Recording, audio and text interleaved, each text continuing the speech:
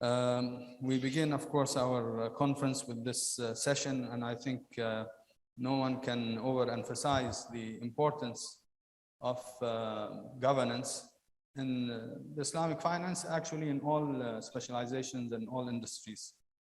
But being at the critical stage that we are in, and alhamdulillah, having this joint understanding and cooperation between these two august bodies, IFSB and Iofi, we alhamdulillah, we will inshallah get their insight of the very relevant members of these august bodies. This panelists are of course very well known to everyone. شيخ حسام ما نسمع واضح إذا ترفع المايك. ما تسمعني؟ مو واضح.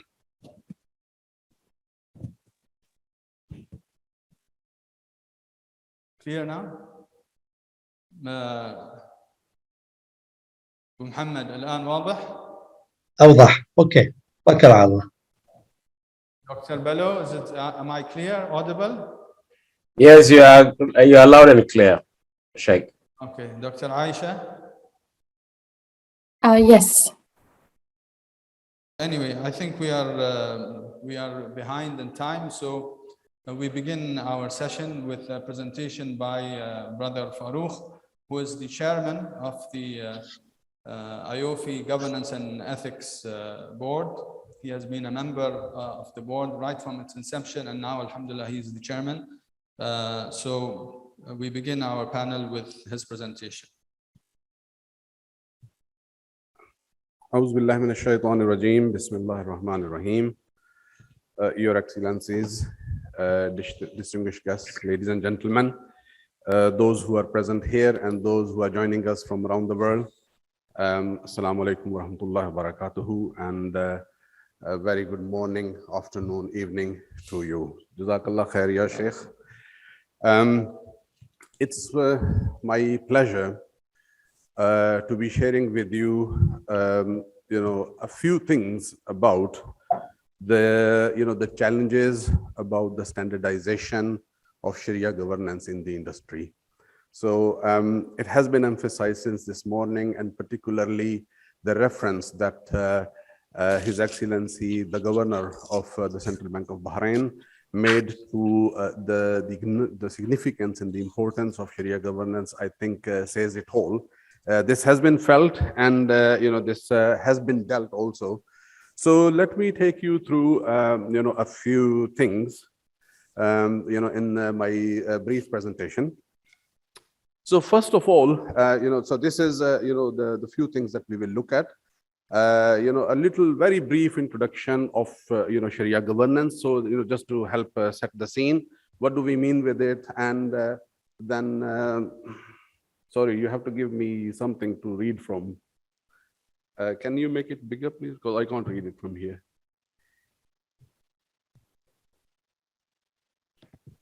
Okay, yeah, maybe.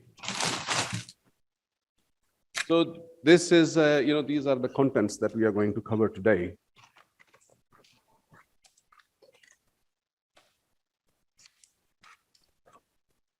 Thank you. I'll move to.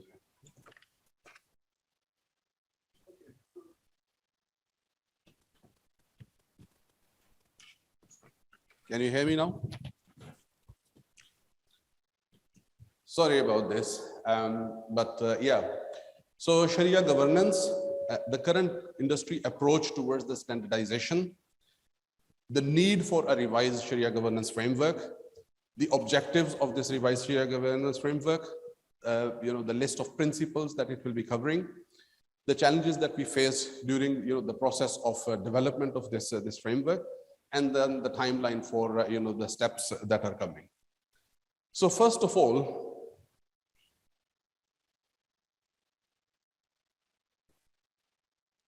sorry, yes, thank you.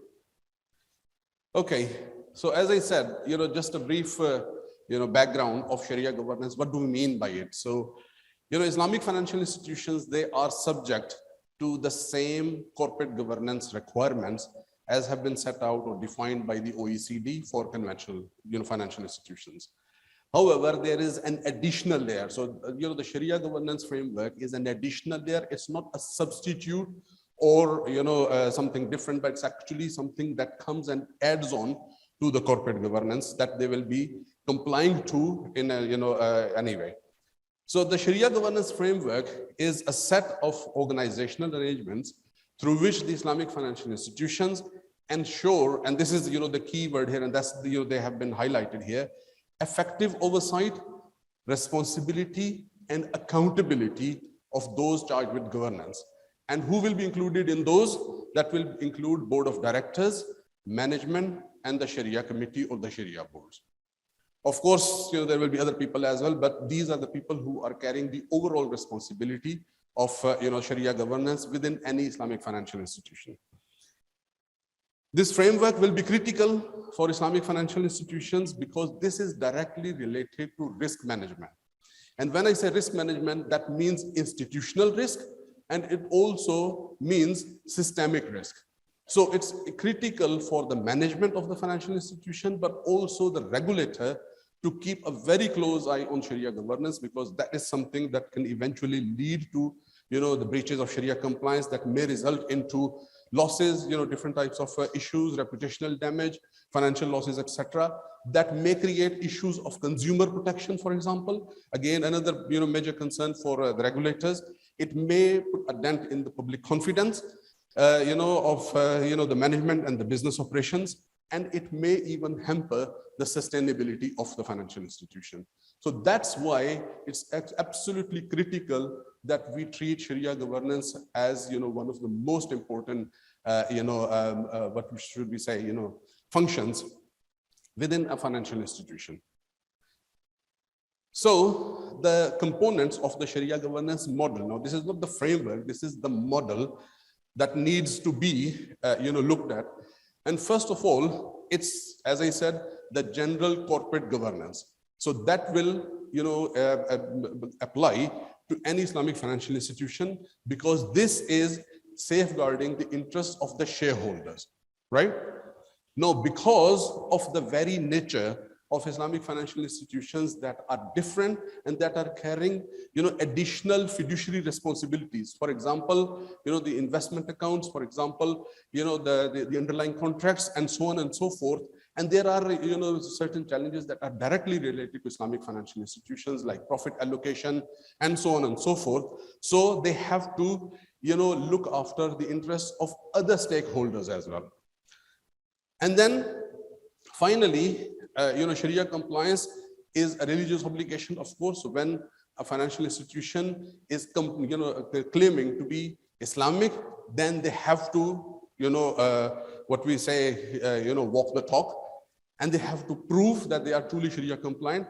But there is also an implication for the larger society. This is, one of the fundamental, concepts of Sharia, that it's not only to do with the shareholders or with the, the account holders of the financial institution, but also includes the wider society, the environment, and so on and so forth. So all of this has to be, put in a framework that balances the interests of all these stakeholders. It also helps the financial institution and its management and its, shareholders to comply and to fulfill, the requirements of Sharia, but then also, discharging their duty towards each other and, the wider society. So Sharia governance gives legitimacy to Islamic financial institutions, and it enhances public confidence and reduces, the risk, mainly the, the reputational risk for the financial institution and the industry at large. Now, until now, the current industry approach has been, there are standards, of course, but those standards have been issued both by Iofi and IFSB. So let's have a look. We have about, I think, a dozen, different governance standards issued by Iofi over the, the 30 years that we are completing today. MashaAllah. As you can see, there were almost like 5-6, standards that were issued, in the beginning, in the yesteryears, and then there is a whole range of new standards that has been issued over the last few years. So they are addressing, different key areas of concern from a governance point of view. And then, of course, there is IFSB that has also issued 4 sets of guiding principles, to do with corporate governance of Islamic banks, with the collective investment schemes, takaful, and the Islamic financial institutions. So what was happening? There was actually, an overlap. Sometimes, not always, but there was sometimes an overlap. And there were also some collective gaps. So when you put all of these standards together, we felt as industry practitioners and people who were working in and for the standardization bodies of the industry, that there were still some gaps. And there was a little bit of confusion in the industry that who is doing what, and what do they need to do, to which standard they comply, and so on and so forth. So hence, there was a need for a revised Sharia governance framework, also not only to address these gaps and these overlaps, but also the industry is changing fast. And things have changed, I think, dramatically over the last 2 years since the arrival of COVID. And it requires, and also, of course, the industry developments.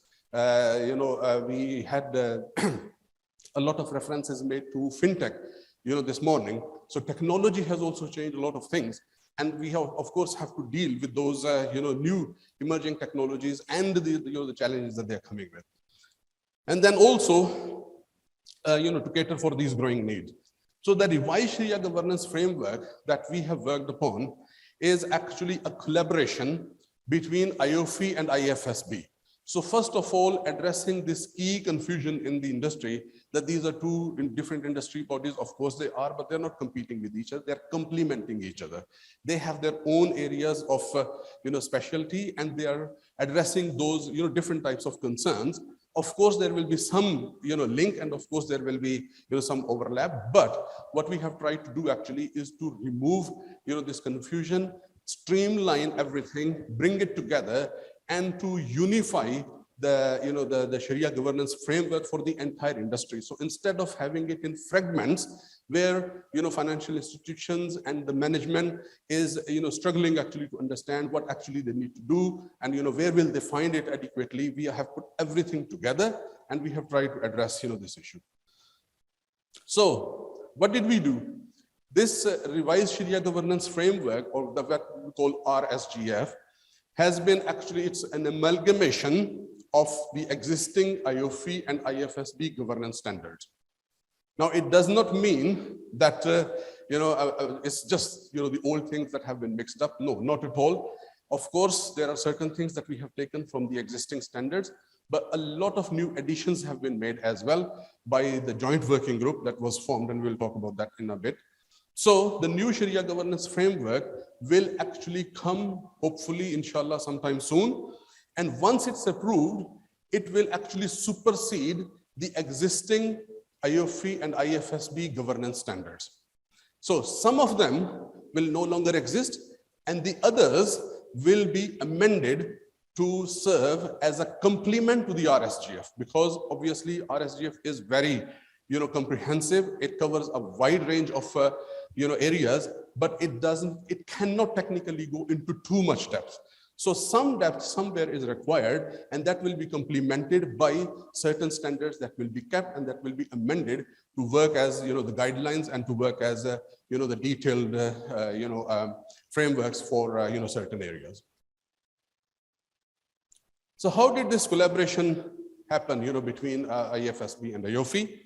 So it started, I think, in 2018, probably, yeah, when IFSB's technical council and Iofi's governance and ethics board, they, in their separate meetings, they decided to collaborate and to work together to come up with a unified and revised Sharia governance framework for the entire industry.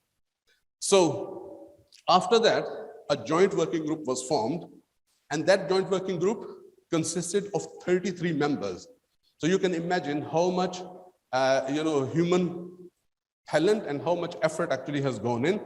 So these 33 members, they were representing 21 different regulatory and supervisory authorities, as well as members from Iofi's governance and ethics board, and the technical committee of IFSB, and also some industry practitioners. So we tried actually to bring people from different backgrounds and representing, different segments of, the industry to make sure that we cover everything and we have direct interaction and input, from the joint working group members. The group is co-chaired by two members, one representing Iofi and the other one representing IFSB. And there is also a joint Sharia review committee. So this Sharia review committee was formed of having a few members from Iofi's Sharia board and a few members from IFSB's Sharia board. And this standard, its exposure draft has been reviewed already by this joint committee, and they will provide the Sharia approval. This joint Sharia committee will provide the Sharia approval of the final standard, inshallah, when it comes to the market. And then what has happened to date, 8 joint working group meetings have been held. And let me tell you, it has been actually very challenging because the work started just before COVID. And then, we had to struggle a lot actually to make things happen and, to keep the momentum and so on. And I have to praise, after Allah, the joint working group members who have worked very tirelessly, and the support that was kindly provided by the Secretariat of IFSB and also Iofi for all this time, for almost a couple of years now. I say 8 meetings, each meeting has actually taken over a certain number of days. So I remember one particular meeting actually lasted for 5 continuous days. This is just to go through different discussions and so on and so forth. Similarly, when the exposure draft, the first draft was ready, it was reviewed by IFSB's technical committee. So one meeting was held by that committee. The same draft was also reviewed by the Iofi's Governance and Ethics Board. And we had one meeting that also lasted 5 days because the group, the members of the board, they very actively reviewed word by word, and we had a lot of discussion because we understand the criticality and the significance of this standard and the consequences that it may have. So it was actually a very long and tedious work. And then finally, there was a review by the Joint Sharia Committee. And now, alhamdulillah, ladies and gentlemen, I can tell you that the exposure draft is almost ready. It will be hopefully soon, exposure draft will be issued, but it still takes some time to continue through the process until it really comes to the market for adoption. So what this RSGF is trying to do, so the objectives are to improve the quality of Sharia governance by providing comprehensive guidance on minimum and best practices for various elements of Sharia governance. So we have tried to make it very comprehensive to help the regulatory and supervisory authorities and the Islamic financial institutions fulfill their fiduciary responsibilities towards the various stakeholders regarding Sharia compliance and governance, to provide greater harmonization of Sharia governance structures and practices across jurisdictions, because there are so many things happening around the world. Different jurisdictions have been ensuring, their Sharia governance in different ways and forms. We have tried actually to streamline everything to make it easier for everyone. And, because there is the number of jurisdictions that are adopting Islamic finance is increasing. We just saw, Philippines signing up, to Islamic finance today. Alhamdulillah, this MOU between Iofi and the Central Bank of Philippines is a great step. But then, of course, it means that, now we have to take into account the dynamics of Philippines as well, which are very different from a country like Bahrain, for example. Also, to provide a higher level of transparency in Sharia compliance of financial institutions by standardizing and streamlining the process of issuance, implementation, and audit of Sharia rulings, to enhance public confidence in Sharia compliance of Islamic financial institutions and reduce reputational risk of Sharia non-compliance through improved governance structure, greater transparency, and more effective accountability, right? And then finally, to complement the other standards issued by IFSB and Iofi. So the objective of this RSGF will be to actually help implement other standards as well, issued by both standard setting bodies. So let me share now a skeleton of this revised Sharia governance framework. It's actually based on 14 principles, right? So what we have covered in this, the Sharia governance framework itself, first of all, so establishing its need, its scope, and why is it important, and all that. Then defining the key organs of Sharia governance framework, so what they will be, and you will see them now. Establishing the role of regulatory and supervisory authority. So it's not the responsibility of the financial institution only, but the regulator carries an equal responsibility also. So how are they going to do that? The role of the board of directors and senior management of any financial institution. Central Sharia Supervisory Board, certain jurisdiction, actually an increasing number of jurisdictions are adopting the Central Sharia Board model. So how is that going to work? What will be the dynamics and so on and so forth. Then the Institutional Sharia Supervisory Board, or the famous SSB, the Sharia Compliance function within the financial institution, the internal Sharia audit function, and the independent external Sharia audit. Now, in some way or form, these things have already been included in the standards that are already existing. But as I said, we have enhanced, we have fortified them with new things and so on.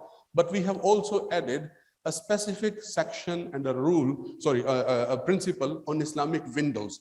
So again, His Excellency, the Central Bank Governor this morning, he mentioned windows. So windows are important for any Islamic finance market, especially those that are relatively new in the Islamic finance. Then we have to tell them how to do the Islamic windows and so on. Then Islamic subsidiaries as well. We have also provided, for other considerations, the cases of exception and so on and so forth, how they will be dealt with.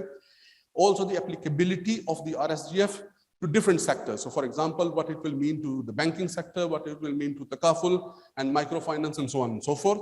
And then finally, the disclosure and transparency. So all these 14 areas have been covered in a very reasonable depth, I would say. And of course, there are certain things that cannot be provided here, but they will be complemented by other standards. So this is, in a nutshell, the skeleton of the new revised, Sharia governance framework that will, inshallah, you will be seeing soon. It was, as I said, it was a very challenging process. So what things we've had to face? First of all, removing overlaps with the standards, that they have, both bodies have issued, and selecting the best practicing going forward. So again, it wasn't really an easy task, and identify the gaps and to make sure that they are duly addressed and they have been duly filled was actually very challenging. Another long debate that we have had, especially in the beginning of the process, was whether the RSGF should be principle based or rule based. So whether we just keep it high level, giving the principles and let the industry do its own interpretation, or should we actually go to the depth where we provide all the rules and everything and so on. So after a lot of debate, in the end, the joint working group decided to have a hybrid approach where, of course, there will be defining principles, but then there will be a reasonable depth also provided. It's not going to the very detail of the rules per se, but there is enough actually for anyone to, to benefit from there, and hence the decision to keep some of the existing, standards to provide, that complementary depth that is required. So that was the approach that was taken. Then also, developing a comprehensive framework. So how comprehensive it should be, what do we include, what do we leave out, and so on. Also, again, a lot of debate. And then one of the key questions that we heard was actually about the market acceptance. So will the regulators accept, to adopt the RSGF? And how do we tailor it to each jurisdiction? So as I said, the market is so, diverse these days that, one country to the other, the needs are completely different, the challenges are different, the resources are different. So how do we deal with that? So we have to make sure that the RSGF is not a burden on, the markets that are relatively developing, and it's not too light for the markets that have matured already. So we had to strike a balance. Then also the implementation issue. So is it practical to adopt and implement, this revised Sharia governance framework, and whether there will be resources available, how are we going to do that? How much time will be required actually to ensure that those resources that are required for implementation are in place? So all these things we had to grapple with for a long time. And of course, COVID-19 was not helping us either. But alhamdulillah, all praise is due to Allah, and with the, very hard work of the brothers and sisters who worked tirelessly for these 2 years, alhamdulillah, we are here that now, the exposure draft is almost ready. So what will happen now? There will be, the issuance of the exposure draft, sometime in the coming weeks or maybe a couple of months or so. Then there will be a phase of public consultation where there will be joint public hearings. These public hearings will be organized by, IFSB and Iofi Secretariat. And the purpose of this, public consultation will be to present the exposure draft to the industry and to have input, from the stakeholders, from the industry. So of course, I would, encourage all of you to read the exposure draft and to share your feedback with us either by writing or by attending, some of these public hearings. There will be quite a few of them, around different time zones and around different locations as well. Then, once we have passed that phase and all that, feedback has been collected, then it will be incorporated by the joint working group, and there will be a final review by the group of the final, of the final draft. Then there will be a joint Sharia committee final review. Then there will be, 2 final reviews by the technical committee of IFSB and the, Iofi Governance and Ethics Board. And then finally, the, the new standard will be approved and it will be, inshallah, launched in the market with a reasonable time for adoption. And that will become the, the new and the unified Sharia governance framework for Islamic financial industry, inshallah. With this, I have finished my presentation. Thank you very much, and I'm happy to take any questions later. May Allah keep us all protected, and may Allah keep us committed to serve the noble cause of Islamic finance in its true spirit. Jazakallah. Jazakallah khair.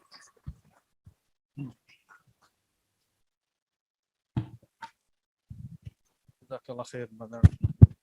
You hear me? Yeah. Jazakallah khair, brother Farooq, for this very succinct and direct to the point presentation. Barakallah fiqh. We move now to Dr. Bello. Dr. Bello, who is with us from in Malaysia. He's a member of the Iofi Accounting Board and of course also the Secretary General of IFSB, which we heard now from Brother Farooq that is jointly working on a revised Sharia governance framework. So based on your experience, Dr. Bello, and what we have heard so far, what, in your opinion, yani being on the other side of the world, so to speak, of another standard setting body, what in your opinion are the practices in this industry, or should I say the lack thereof, that have called for this revised standard Sharia governance framework? What is it that that you'd like to, directly focus on in this joint work by the 2 bodies? All right. Bismillahir Rahmanir Rahim. Wa salatu wa salamu ala Sayyidina Muhammad wa alihi wa sallam. Your Excellencies, distinguished guests, ladies and gentlemen, Assalamu alaikum wa rahmatullahi ta'ala wa barakatuh, and a very good morning to all of you that are in Bahrain, and afternoon and evening to others wherever you are. First of all, I would like to thank Iofi and IsDB Institute for the opportunity to participate in this conference. And I would like to thank the Central Bank of Bahrain for supporting and has been the one behind the developments that is taking place not only in Iofi but as well in IFSB. So we really appreciated the support of the Central Bank of Bahrain. And then I would like to maybe perhaps specifically thank Brother Farooq for this comprehensive presentation on the joint project that has commenced since a very long time ago now between IFSB and Iofi.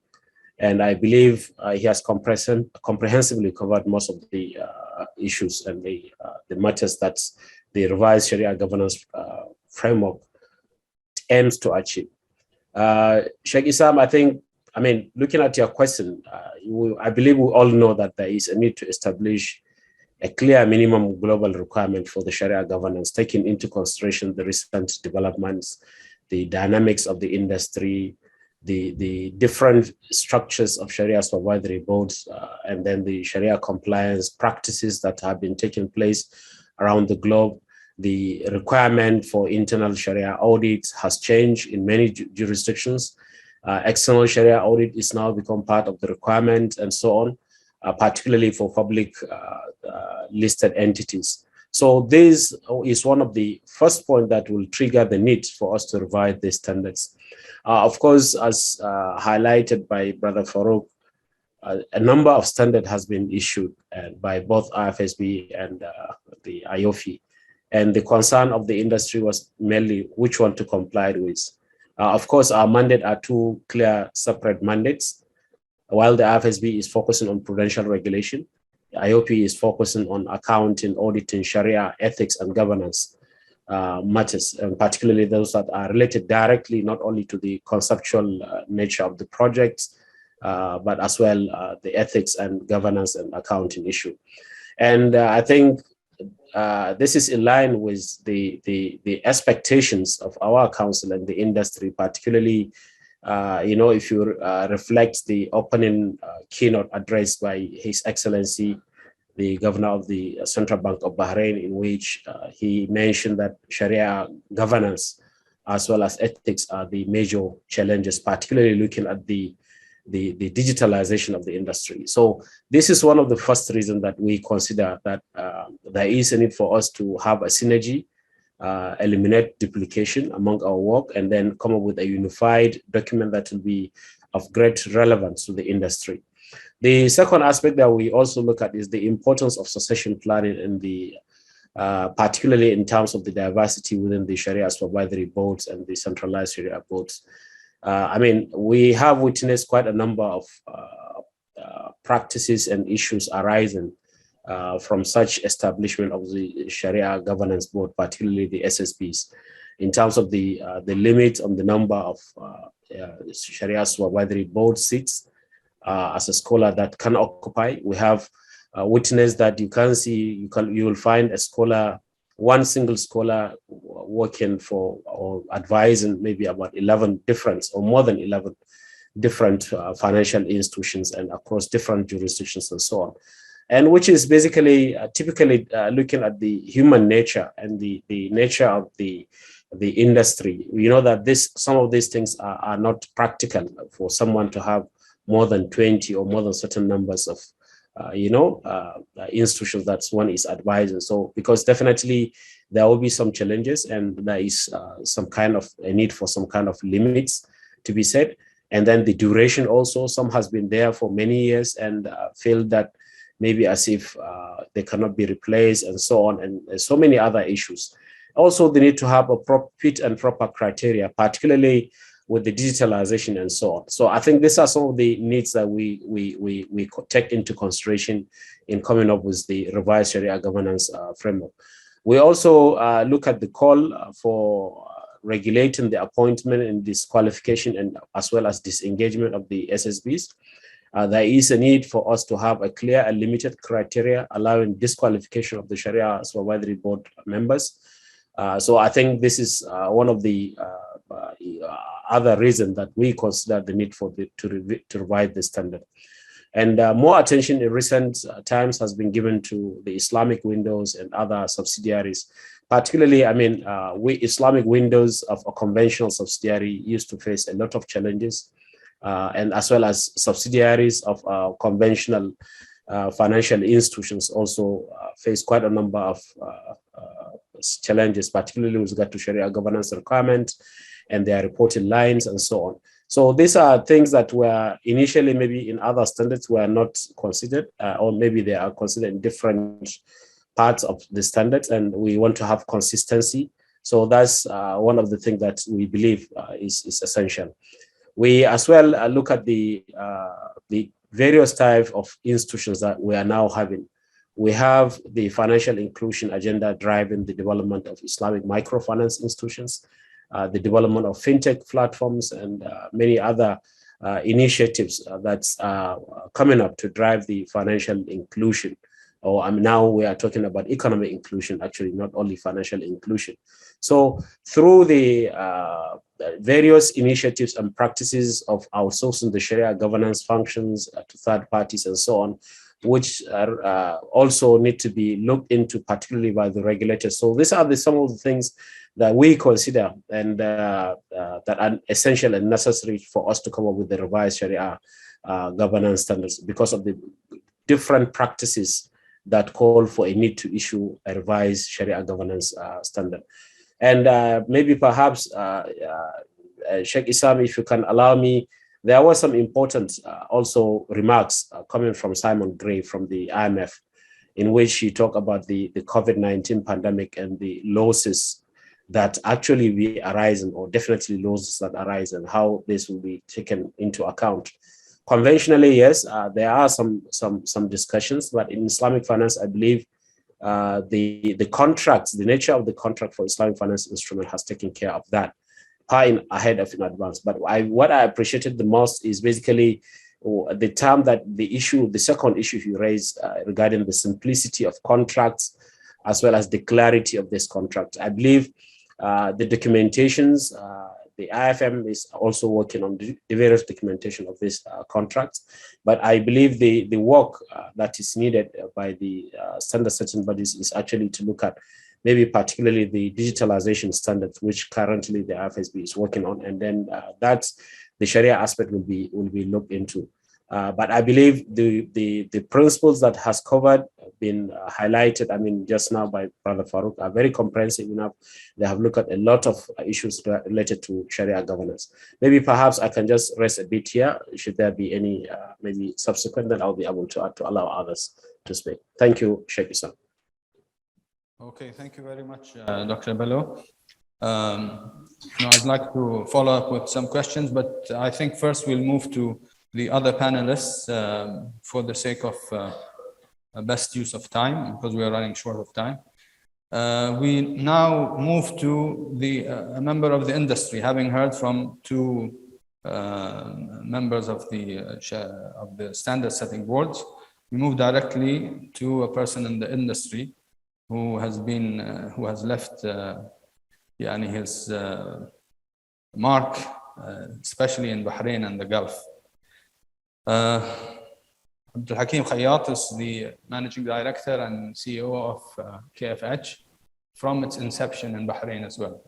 And he had also a very distinctive track record in investment Islamic finance prior to that. Brother Abdul Hakeem, what do you hope to see in terms of benefits from this collaboration between these two standard setting bodies? Yani, do you see that this collaboration will actually lubricate difficult joints, or to be more of a bite, or are you actually cautiously optimistic that this will be of actual benefit to the industry? بسم الله الرحمن الرحيم والصلاة والسلام على أشرف الأنبياء والمرسلين نبينا محمد وعلى آله وصحبه وسلم. Definitely the earlier such cooperation between two renowned, prominent organizations should only yield good, and we are very hopeful. This has been a concern for the industry for a long time, that we have lots of duplication and contradictions. So this is one way of resolving that issue, minimizing a conflict and maximizing harmonization. So this is obviously a good thing, especially in this time of technology. I would have loved to have seen the word technology added to the conference in one way or another, to add to it the depth of what technology can do with respect to governance. And I'm sure people at the two organizations are going to do something about that as well, because that's important to have very effective governance framework and then standards. But this is not going to go without lots of benefits. The benefits that everybody knows when you harmonize what happens, and when you bring two bodies that have got experiences in their own different fields, but they share lots of common grounds on certain fields that they both are involved in, the results will be immense, and we are waiting for that. Now, the things that we need to also pay attention to is that we cannot go in contradiction with the regulators, because the regulators have made it clear that in the hierarchy, they come first. Then comes Iofi or IFSB or whoever. Their Sharia award also comes first.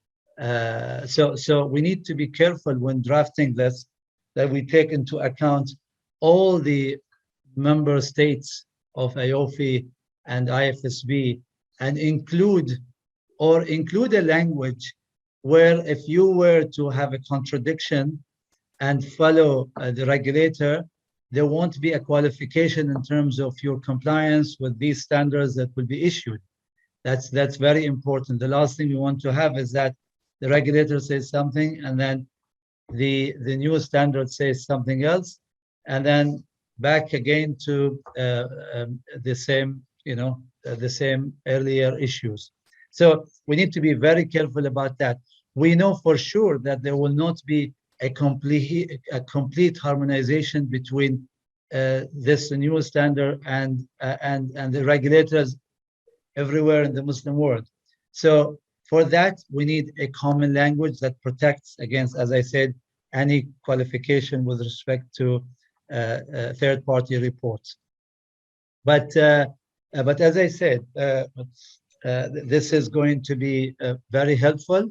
And if it were for me to suggest, I would say we need something that grows this, and the cooperation between the IFSB and the Iofi should go into any area where they intersect, directly or indirectly. Even where there are indirect intersections, we need to have them cooperate. So on prudential issues, we have also things that are, directly address issues that relates to prudential issues, like as we have said, and as we have seen happening in the past on FAS 30, lots of things about credit losses and impairment and stuff.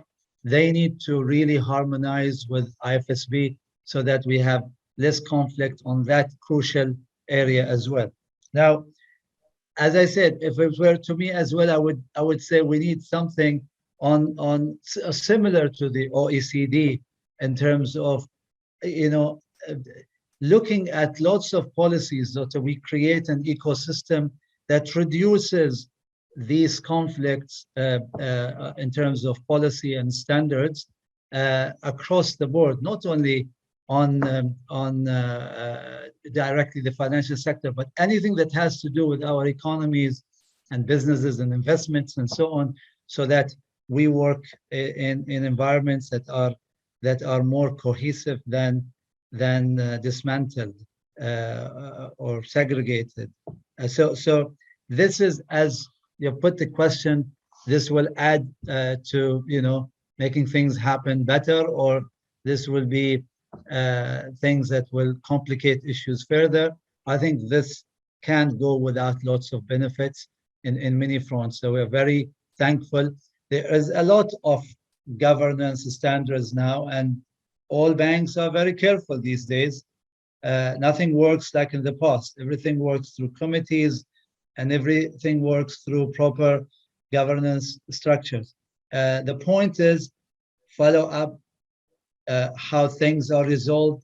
Very important to talk about how things are resolved, how violations of Sharia directives are addressed like any other violations in terms of other audit issues outside specifically Sharia. So how we implement and how we monitor and how hard the regulator on violations, and how the internal system really takes people to account when they violate and when they don't adhere to policies, is crucial to emphasize on to reap the benefit of governance issues. There's a lot to add, but I would give a chance to our Dr. Aisha to speak.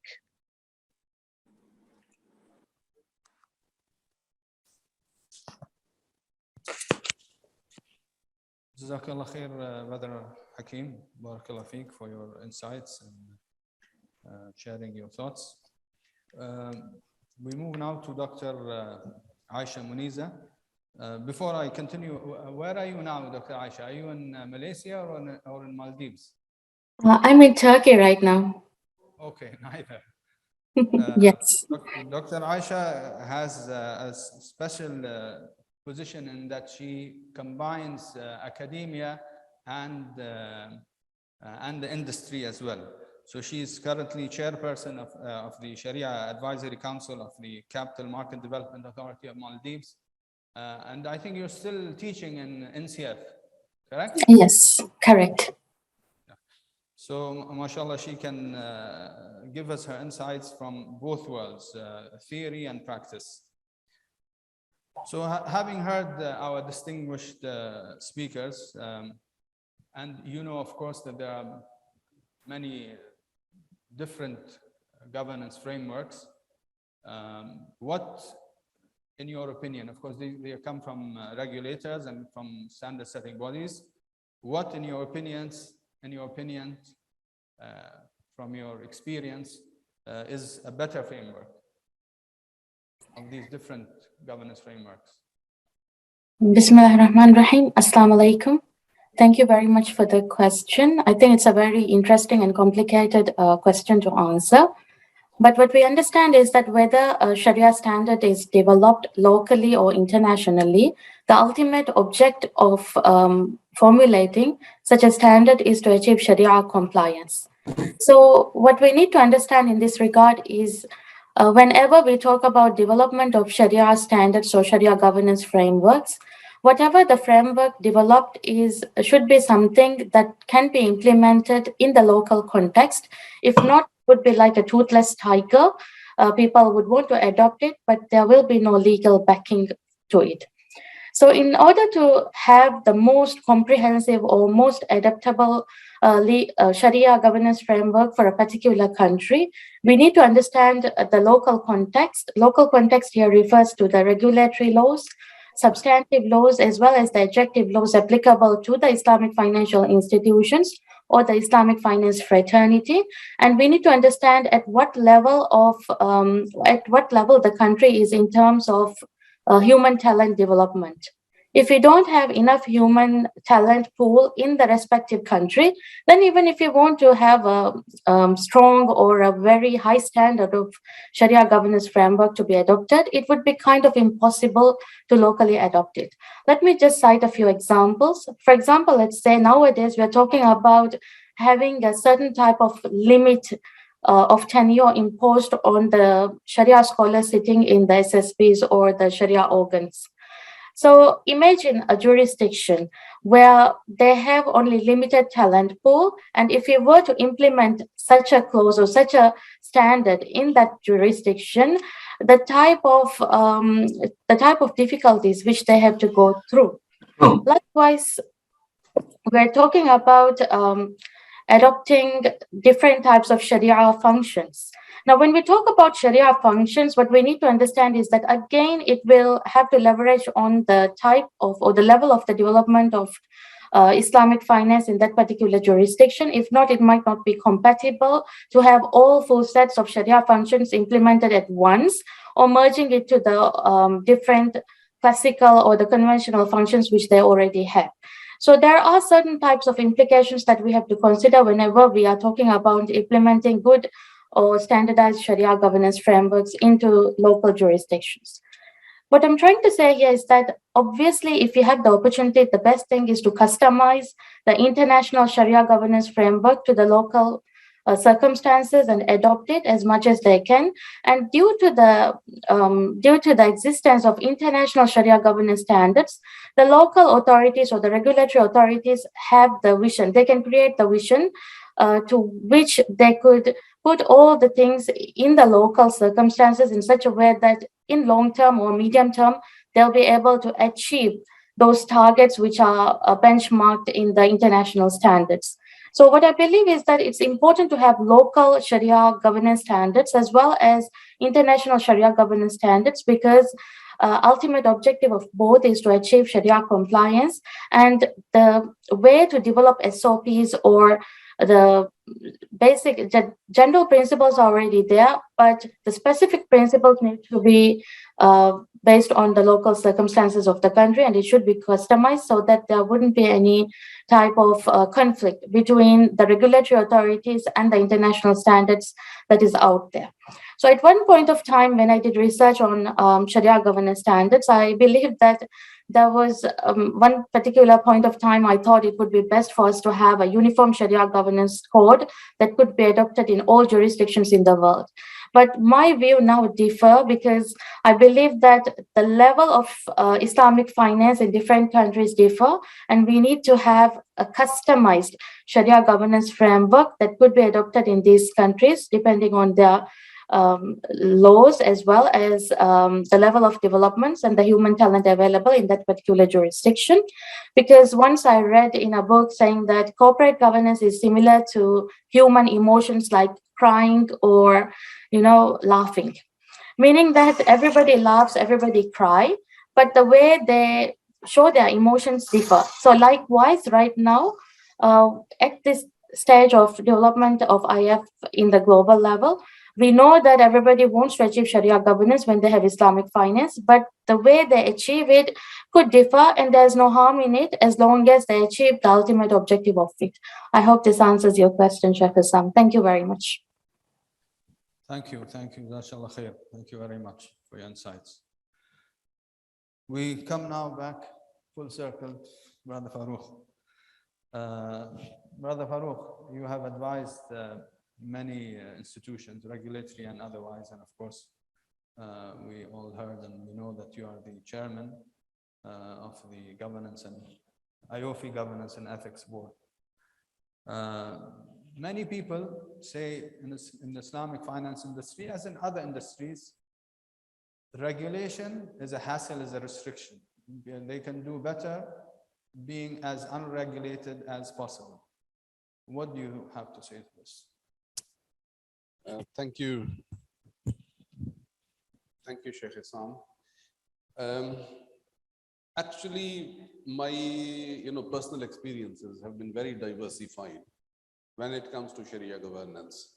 Alhamdulillah, having had the blessing of working in more than 50 different jurisdictions around the world, I have observed a whole, I think, plethora of the stance that the local industry, the practitioners, the regulators, they take towards Sharia governance.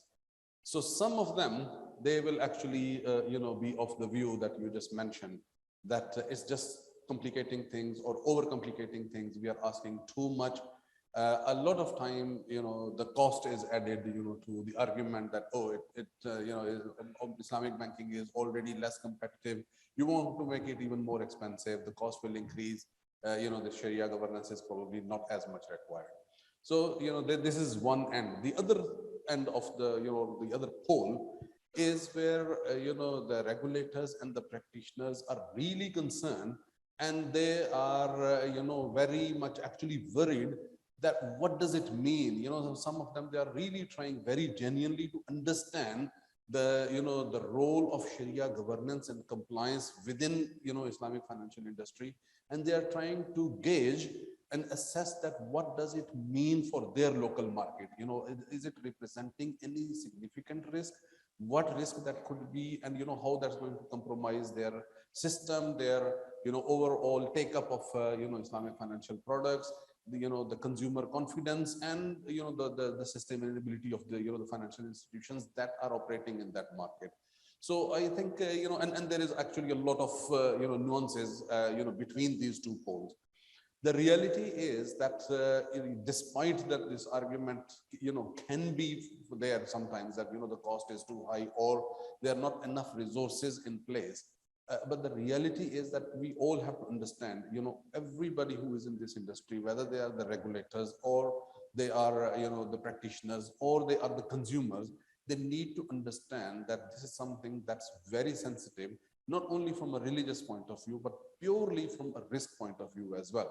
So anything that can lead, to eventual issues later on that can cause harm to, to the customers, to whether they're depositors or, whether they are, on the financing end, or, it can cause harm to the long-term sustainability, the profitability of the institutions and their growth is, something really significant. So, it's nothing to be scared about. It's just having the correct understanding and then doing the right things, to manage that risk. So, credit risk is the most common risk, in the conventional world. And look how much work has been done and still things happen.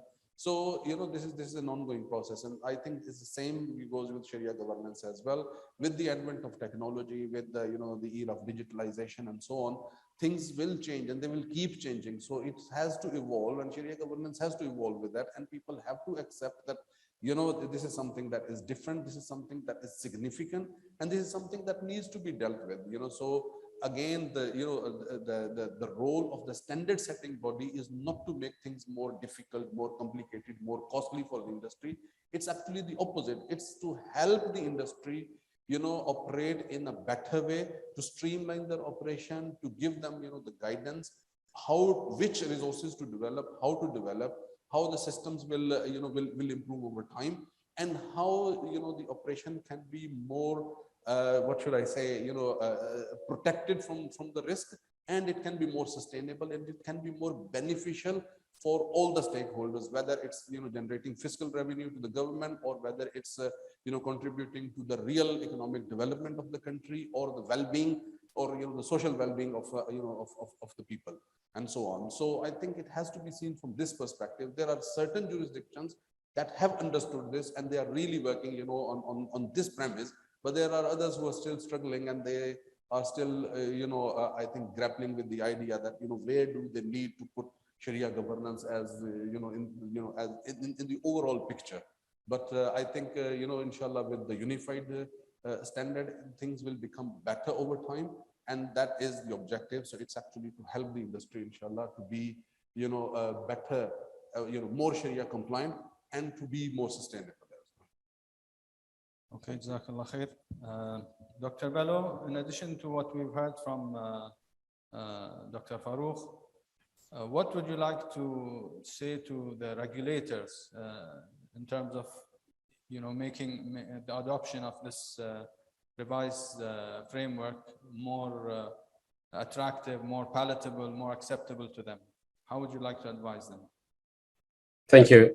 I think before we advise, I think on what next to do by the regulators, perhaps they need to understand what is coming that is different in the revised existing or the framework. I believe this is the first comprehensive, all-encompassing international standard on the Sharia governance that we are coming up with. It combines, as highlighted by Brother Farooq, both rule and principles to allow for flexibility. The working group that worked on this are actually not only comprising from 21 regulators, but they come from 17 jurisdictions actually, plus international organizations, in addition to the number of market players that participated in developing this standard. The standard tried to provide the best Sharia governance practices from the IFSB, Iofi, and other jurisdictions' practices. We do not look at only our own standard, we look at the common practices in other jurisdictions. We try to rely on a survey input from 34 regulators, 77 market players, and 51 Sharia scholars. And I think the regulators should be able to understand that Sharia compliance with or compliance with Sharia is often what attracts customers to Islamic finance. So I mean, everyone agrees that this is the fundamental principle for even the existence of. And Perhaps there is some interference, Sheikh Dr. Yusuf. Yes. And then the major incidents of Sharia non-compliance that can result in financial institutions, reputational laws is also may affect the particular jurisdictions.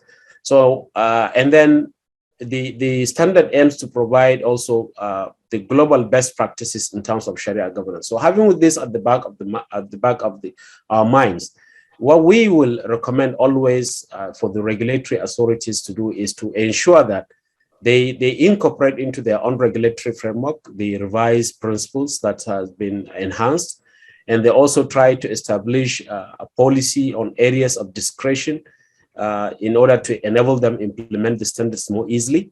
They need to perhaps also look at how they can support domestic educational efforts to ensure local talent pools meets the fit and proper criteria.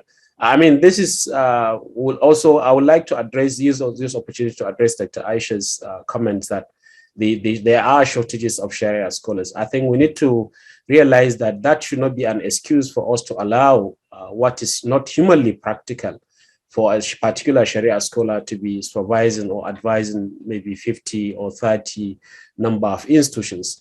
There is a need for succession planning. There is a need for us to come up with Sharia mentorship program. Now, if I can ask the question, or if you can ask the question in this platform, or all the Sharia scholars that are here, how many Sharia scholars individually have their own mentorship program to say that, yes, I'm a scholar, I need to mentor maybe like 10 or other people to be better than me or to be just like me, in addition to whatever the universities and the program that we will come up with.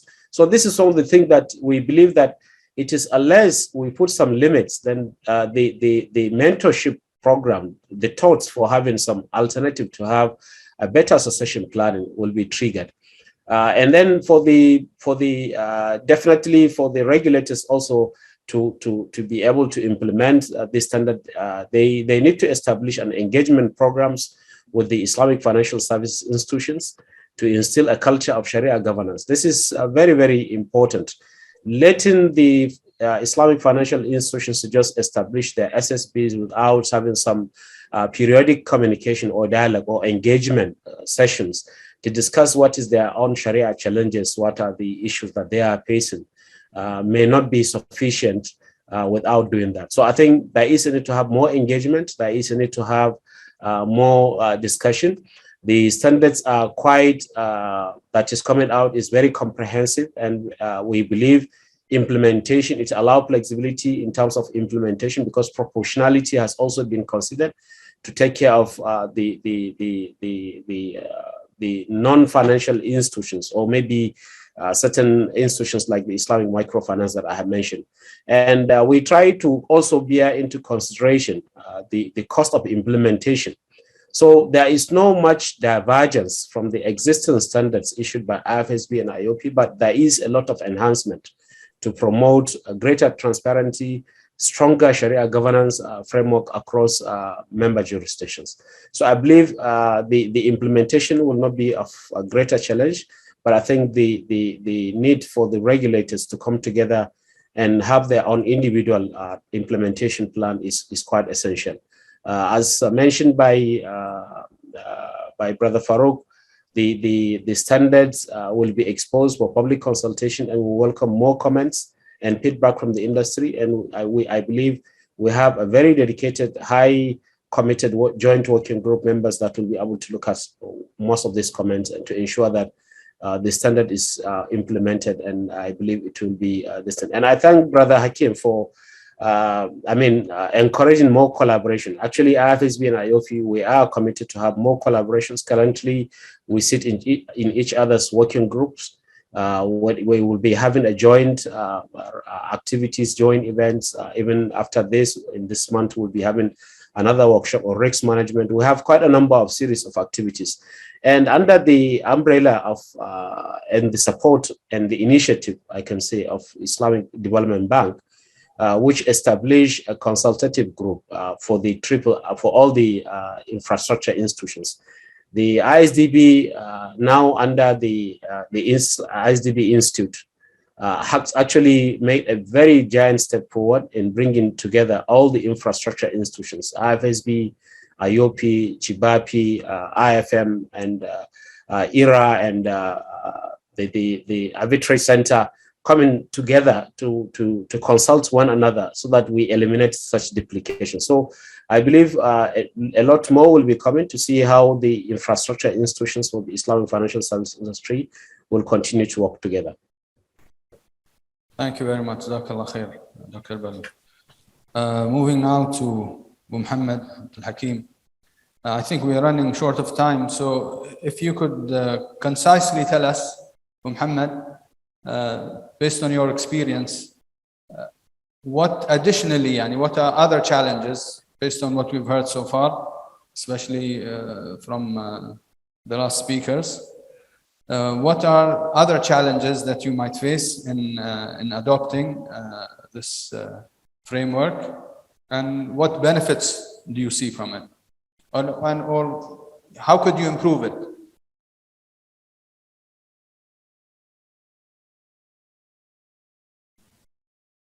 Can you hear us? طبعا, first, of course, we need to see the details of what's coming soon, inshallah. We haven't seen anything yet in its, a pre-draft form, so we can't really judge that yet. But there will be certain things that would come with this for sure. We'll have to go through certain changes. We'll have to, put new probably systems. So there will be some costs and so on and so forth. But that's, foreseeing, inshallah, that the benefits would be tremendous and harmonization will be much greater. That's, settles us down in terms of whatever cost is coming, because the long-term benefits of this will far exceed any short-term, haggling that we might need to overcome. So that we see. What we are probably going to focus on is how hybrid this will be, because we need this to be practical. Once this is approved, it will be difficult to change it as frequently as every one entity wants it to change. So this hybrid approach that the doctor has emphasized on in earlier is crucial. And today, sometimes we struggle with a conflicting direction from Iofi and the central bank with respect to minor issues, like who should hire the internal auditor, for example, and is it ultimately with NRC or with the audit committee, or is it with the Sharia supervisory board? The Sharia internal auditor. This is a very small issue. Both are acceptable. There isn't a great risk by having one over the other. That should be left to the bank to decide on, or both should be accepted as recognized by the standard setting body. If we don't have a third option, that is. So these things we need to either stay away from, leave them to the organizations so that we avoid issues with the central bank, or give only what could be thought of or what could be acceptable from a segregations of duties point of view, or from good internal control structure, and so on and so forth. So we need to really be very very thoughtful and very careful about this hybrid approach. We want this to sustain itself over a much longer time without the need for frequent changes. The future will tell whether we will need lots of changes as we go on, changes that are mandated by the international community that we have to adapt, that we will have to do on a regular basis, but changes that we have to do because we miss things, will reveal the quality of the original work. So but we are praying, we are hoping, and we are full of confidence in our brothers and sisters to come up with a fantastic document. Okay, I will change the order now and maybe ask you to say in 1 minute, and in closing, where do you hope to see the industry in the next 5 years if this new governance framework is properly adopted? Question is to me? To you, yeah. Yeah, okay. Well, I see the industry, the Islamic bank industry is progressing anyway. There are, the ethical standards from within the financial institutions, Islamic financial institutions. 1 minute, Hakeem, 1 minute. Okay, so from within there is this urge of ensuring that we are governing ourselves really properly. There is nobody that takes this lightly. Whether there is these enhancements that will come from these collaborations or not, I think we have matured as Islamic banks by now, and I see more advancements towards the right thing in the coming 5 years, nothing less. Dr. Aisha, same question to you, but maybe before you address that, what, in your opinion, is the responsibility or the role of regulators, you being the chairperson of the Sharia Council and the Capital Development Authority in Maldives? What, in your opinion, is the role and responsibility of different regulators or authorities in pushing forward the implementation of a solid governance framework? And then you may close with, where do you expect to see the market in the next 5 years if this is properly adopted, if the framework is properly adopted? Yes. To answer the first question, I have 3 minutes. Yes, inshallah, within 3 minutes. So my answer to your first question is the regulatory authorities need to direct what needs to be done in the local industries.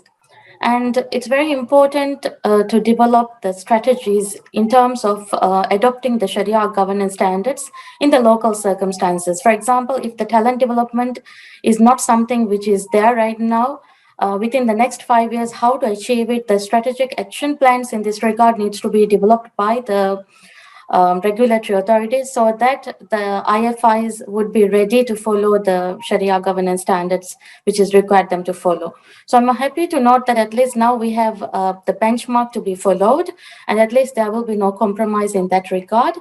And also, it's very important for the regulatory authorities to come up with the statutory implications of Sharia non-compliance within their local jurisdictions so that nobody will breach the Sharia governance standards that ought to be followed in the particular jurisdictions.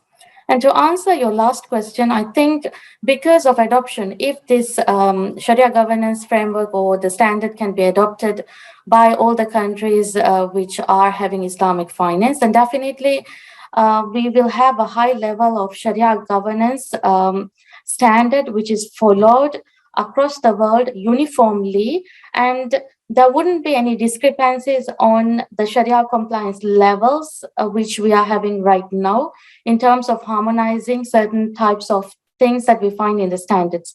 So what I believe is that it's very important for us to have a uniform standard, a set of benchmark that we follow so that at least there will be no deviation from those benchmarks, saying that sometimes too much customization is also not good. So at least we know where to lead ourselves, and in long term, where ourselves should be is now given direction from the standard setting bodies, which is a very good thing. Thank you very much. Thank you. And Dr. Farouk, also, finally, what is your opinion regarding how the industry will advance, inshallah, and move forward after adopting this jointly developed framework in the next coming few years? Thank you, Sheikh. My vision is very clear on the 5-year horizon that you're asking me. I am really hopeful, inshallah, and very confident that if this revised Sharia governance framework is adopted and enforced, implemented correctly and enforced, it will inshallah become the foundation, the basis of Islamic financial industry being more Sharia compliant, more inclusive, more efficient, more competitive, and more productive as a driver of economy and well-being of the people. Jazakallah khair, barakallah feek. Dr. Bello, we conclude and close with you, as we say in Arabic, Miskhul Khitam, barakallah feek. Your opinion? Thank you. Thank you. I mean, our vision is that is very simple. Our mandate is to promote stability and resilience for the global Islamic financial service industry.